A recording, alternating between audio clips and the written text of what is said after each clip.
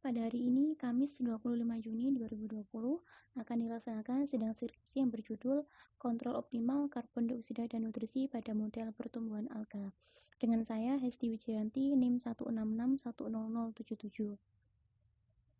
Pada kesempatan kali ini, saya ingin mengucapkan terima kasih kepada Bu Heni Widiani MSI selaku dosen pembimbing 1, Bapak Juari MSI selaku dosen pembimbing 2, Bapak Dr. Usman Pagalai MSI selaku penguji utama, dan Bapak Muhammad Jamhuri MSI selaku ketua penguji. Terima kasih telah mempersilahkan saya presentasi. Pada presentasi kali ini, saya ingin menyampaikan 4 poin penting. Yang pertama adalah pendahuluan, yang kedua adalah kajian pustaka, yang ketiga adalah pembahasan, dan yang keempat adalah penutup. Yang pertama adalah pendahuluan latar belakang. Adapun latar belakang saya memilih penelitian ini adalah Indonesia terkenal sebagai negara yang besar baik dari segi sumber daya alam maupun sumber daya manusianya. Dengan meningkatnya pertumbuhan populasi, kebutuhan energi juga semakin meningkat. Di sisi lain, cadangan energi saat ini terutama bahan bakar fosil semakin menipis karena bahan baku pembuatan bahan bakar fosil jumlahnya semakin sedikit. Untuk mengatasi masalah tersebut, perlu dikembangkan suatu energi alternatif supaya kebutuhan energi negeri tetap terpenuhi. Dari banyaknya penelitian untuk mencari pengganti bahan bakar yang bersifat terbarukan dan ramah lingkungan, mikroalga mempunyai prospek yang sangat baik untuk dikembangkan sebagai salah satu alternatif bahan baku penghasil biofuel. Mikroalga dipilih karena memiliki kemampuan tumbuh dengan cepat, tidak memerlukan tempat yang luas, serta biayanya murah. Untuk penelitian model matematika pertumbuhan alga sendiri pertama kali dilakukan oleh Thornton pada tahun 2010 tentang memodelkan pertumbuhan alga.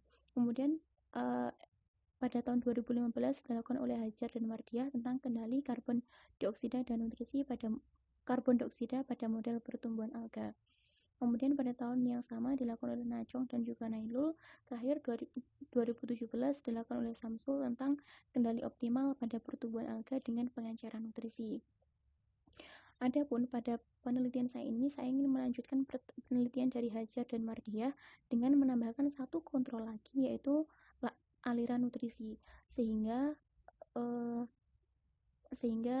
kontrolnya ada dua, yaitu karbon dioksida dan nutrisi yang mempengaruhi model pertumbuhan alga.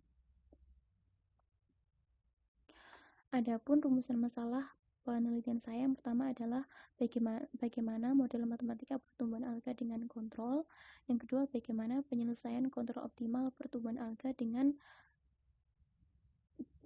menggunakan prinsip maksimum Pontryagin. Bagaimana simulasi numerik model matematika pertumbuhan alga. Langsung ke batasan masalah. Adapun batasan masalah yang pertama adalah untuk model pertumbuhan alga, air berasal dari limbah pabrik sehingga di dalamnya sudah mengandung nutrisi. Tapi komposisi dari nutrisi itu diabaikan. Kemudian yang kedua adalah alga diasumsikan hanya memproduksi glukosa. Energi lain yang diproduksi seperti minyak dan glukosa yang lebih kompleks diabaikan. Yang ketiga, model matematika pertumbuhan alga diperoleh dari referensi Thornton pada tahun 2010 beserta nilai parameternya juga diperoleh dari referensi yang sama. Kemudian penyelesaian kontrol optimal menggunakan prinsip maksimum Pontryagin. Adapun metode penelitian saya, yang pertama adalah mendeskripsikan model matematika pertumbuhan alga. Kemudian yang kedua adalah menentukan formulasi masalah kontrol optimal. Yang ketiga adalah menentukan kontrol optimal dari model matematika pertumbuhan alga menggunakan prinsip maksimum Pontryagin. Yang keempat adalah melakukan simulasi numerik menggunakan metode rumah foto ordo 4. Yang kelima adalah analisis hasil simulasi, dan yang keenam adalah penutup.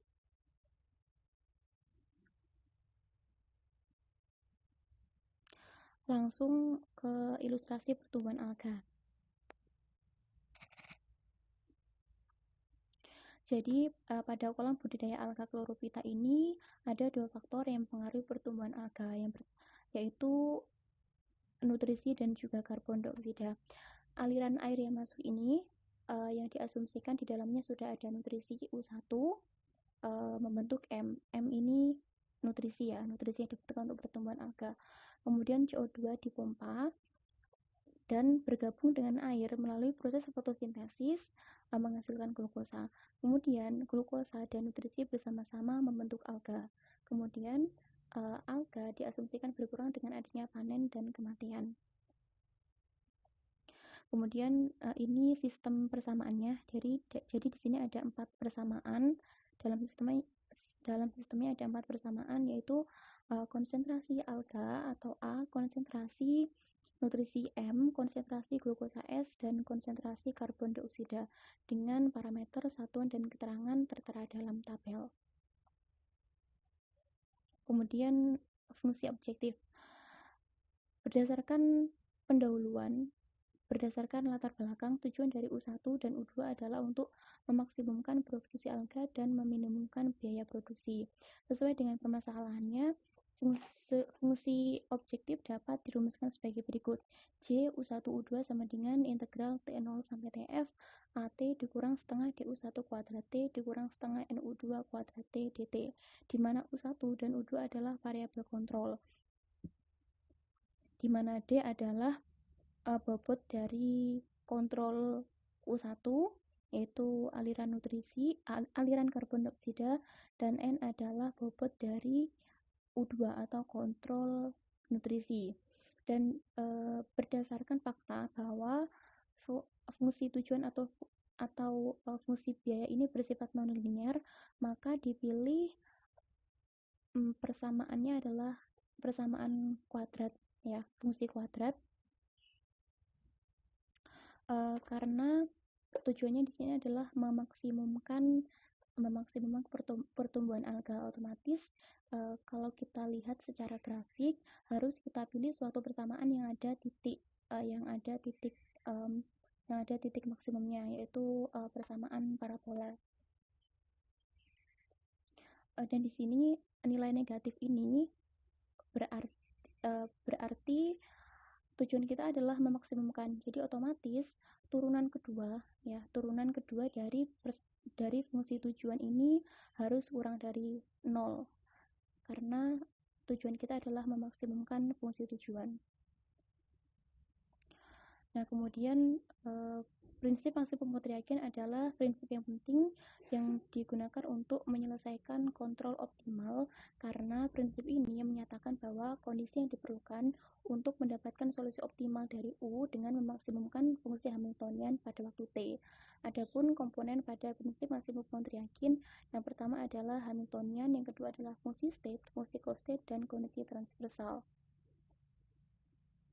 Kemudian metode yang digunakan adalah metode Runge-Kutta order 4 dengan bentuk umumnya YN plus 1 sama dengan YN ditambah 1/6 M1 ditambah 2 M2 ditambah 2 M3 ditambah M4. Kemudian pembahasan. Untuk penyelesaian kontrol optimal sendiri, langkah pertama yang dilakukan adalah dengan membentuk Hamiltonian, di mana Hamiltonian didefinisikan sebagai HXU T lambda sama dengan FXTU ditambah sigma lambda KT GK TXU. Dengan FXTU sendiri adalah fungsi tujuannya, serta GK TXU adalah persamaan dalam sistem. Nah, setelah membentuk Hamiltonian, setelah Hamiltonian terbentuk, kemudian kita mencari fungsi state-nya, di mana fungsi state itu didefinisikan sebagai turunan Hamiltonian terhadap lambda 1, lambda 2, lambda 3, serta lambda 4. Kemudian fungsi costate didefinisikan sebagai negatif turunan dari Hamiltonian terhadap variabel A, variabel M, variabel S, dan variabel C. Kemudian yang ketiga adalah menentukan kondisi transversal. Kondisi transversal dapat didefinisikan sebagai Hamiltonian diturunkan terhadap kontrol harus sama dengan 0. Setelah dioperasikan, didapatkan U1 T bintang adalah lambda 4 per D, di mana batas U1 adalah dari 0 sampai dengan 1. Kemudian menggunakan cara yang sama, kita cari U2 bintangnya, diperoleh U2 bintang lambda 2 per N dengan batas U2 adalah dari 0 sampai dengan 1. Yang keempat adalah analisis hasil melakukan simulasi numerik. Di sini saya menggunakan dua macam bobot, yaitu 0,3 dan 1. Dari sini dengan klasifikasi dua bobot tersebut, saya diharapkan akan ditemukan suatu hasil yang lebih baik untuk grafiknya. Sedangkan parameter dan nilainya dijelaskan dalam tabel. Nah, untuk ini hasil simulasi ketika bobotnya 0,3.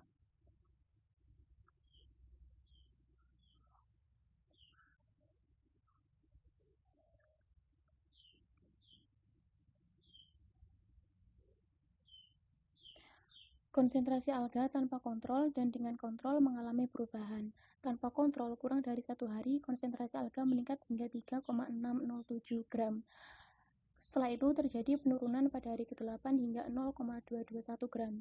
Pada hari ke-9 sampai dengan hari ke-10, sudah tidak terjadi perubahan yang berarti keadaan sudah stabil.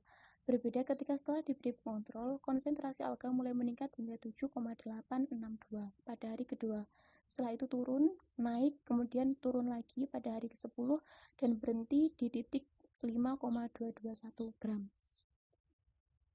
Kemudian gambar 2 adalah konsentrasi nutrisi. Konsentrasi nutrisi tanpa kontrol dan dengan kontrol mengalami perubahan. Tanpa kontrol kurang dari 1 hari, konsentrasi nutrisi meningkat hingga 0,35 gram. Kemudian mengalami penurunan pada hari ketiga hingga 0,09 gram. Pada hari keempat sampai dengan hari ke-10 sudah tidak terjadi perubahan yang berarti keadaan sudah stabil. Berbeda ketika setelah diberi pengontrol, konsentrasi nutrisi mulai meningkat secara signifikan hingga 7,05 gram pada hari ke-9. Setelah itu tidak terjadi penurunan hingga hari ke-10. Peningkatan konsentrasi nutrisi dikarenakan kontrol U1, yaitu aliran nutrisi bekerja secara maksimal selama 10 hari. Kemudian gambar ketiga yaitu konsentrasi glukosa. Konsentrasi glukosa tanpa kontrol dan dengan kontrol mengalami perubahan. Tanpa kontrol, kurang dari 1 hari, konsentrasi meningkat hingga 20,16, kemudian terjadi penurunan secara signifikan hingga 0,022 gram pada hari ke-8. Setelah itu, tidak terjadi perubahan hingga hari ke-10 yang berarti keadaan sudah stabil. Berbeda ketika setelah diberi pengontrol, konsentrasi glukosa awalnya meningkat hingga 20,33 gram. Kemudian terjadi penurunan secara signifikan hingga hari ke-6 sebesar 2,641. Setelah itu terjadi penurunan lagi pada hari ke-8 hingga 0,175. Peningkatan konsentrasi glukosa terjadi akibat besarnya kontrol yang diberikan di waktu awal dan konsentrasi glukosa menurun akibat perubahan konsentrasi alga. Konsentrasi karbon dioksida tanpa kontrol dan dengan kontrol sangat sedikit perbedaannya. Tanpa kontrol, kurang dari 1 hari, konsentrasi karbon dioksida mengalami penurunan yang cukup drastis hingga 0,001 gram. Begitu pula dengan kontrol, konsentrasi menurun secara drastis hingga 0,037 gram, kemudian tidak mengalami perubahan atau konstan hingga hari ke-8. Pada hari ke-9, konsentrasi menurun lagi hingga 0,005 gram. Karbon dioksida yang ada akan selalu dipakai untuk menghasilkan glukosa, sehingga karbon dioksida selalu mengalami penurunan yang mengakibatkan konsentrasi glukosa meningkat. Gambar 3.4 menunjukkan bahwa kontrol karbon dioksida atau U1 pada awal periode adalah 1 atau dinyatakan 100%. Ini berarti bobot dari kontrol diberikan sepenuhnya, kemudian tidak bergerak atau konstan hingga hari ke-8. Hal ini berarti pemberian kontrol laju karbon dioksida pada model pertumbuhan alga semakin menunjukkan keefektifannya dalam meningkatkan pertumbuhan alga. Namun, keefektifan pengontrol hanya berlangsung hingga hari ke-9 karena pada hari ke-10 terjadi penurunan. Kemudian untuk gambar 6 yaitu kondisi kontrol karbon dioksida pada awal periode atau 1 bobot dari kontrol diberikan sepenuhnya, kemudian tidak bergerak atau konstan hingga hari ke-8. Hal ini berarti pemberian kontrol laju nutrisi pada model pertumbuhan alga semakin menunjukkan keefektifannya dalam meningkatkan pertumbuhan alga. Namun, keefektifannya pengontrol hanya berlangsung hingga hari ke-8 karena pada hari ke-9 terjadi penurunan secara signifikan yang berarti keefektifan pengontrol telah berkurang. Kemudian hasil simulasi ketika bobotnya 1. Untuk konsentrasi untuk gambar 8, 9, 10 itu hampir sama, berbeda tapi sangat sedikit berbeda tapi hampir sama karena perbedaannya sangat sedikit dari gambar ketika bobotnya 0,3. Yang di sini yang berbeda itu adalah grafiknya konsentrasi alga. Jadi kalau tadi maksimum ya, maksimum di ketika bobotnya 0,3 itu maksimumnya di titik 7,866, ketika bobotnya 1 itu maksimalnya di 7,861, jadi sangat sedikit sekali perbedaannya. Tapi apabila tadi yang gambar 1 itu efektifnya itu bertahan hingga hari ke-8, untuk yang bobotnya sama dengan 1 ini keefektifannya hanya berlangsung di hari ke-6, kemudian terjadi penurunan yang sangat drastis hingga berhenti di titik 1,781 gram. Untuk yang gambar konsentrasi lainnya hampir mirip. Untuk yang konsentrasi karbon dioksida ini sama ya, jadi aktif hingga hari ke-9, tapi ketika konsentrasi nutrisinya ini ketika bobotnya 1, konsentrasi nutrisinya hanya bertahan hingga hari ke-5. Penutup. Berdasarkan diskusi sebelumnya, kesimpulan dapat ditarik yang pertama adalah model matematika pertumbuhan alga dengan kontrol karbon dioksida dan besi dinyatakan sebagai berikut. A sama dengan alpha A rho max M per M plus M turn S dikurang DR ditambah HR A. M sama dengan negatif K2 alpha A rho max M per M plus M turn dikalikan S ditambah U2, di mana U2 adalah kontrol aliran nutrisi. Kemudian S alpha S C dikurangi K3 alpha A rho max M plus M turn S dikurang DR plus HRS. Kemudian C sama dengan negatif K1 alpha SC ditambah U1T. Solusi kontrol optimal model matematika pertumbuhan alga menggunakan prinsip masih Triakin dengan kontrol aliran nutrisi, aliran karbon dioksida dinyatakan sebagai U1 U1 bintang lambda 4 per T lambda 4 T per D dengan batas dari 0 sampai dengan 1. Kemudian untuk U2 bintang atau aliran nutrisi sama dengan lambda 2T per N dengan batas 0 sampai dengan 1. Berdasarkan hasil simulasi numerik, kontrol karbon dioksida dan nutrisi keduanya sama-sama memaksimumkan pertumbuhan alga. Konsentrasi alga setelah diberi kontrol dengan bobot konsentrasi 0,3 adalah 7,866. Sementara konsentrasi alga setelah diberi kontrol dengan bobot 1 adalah 7,862. Sehingga pertumbuhan alga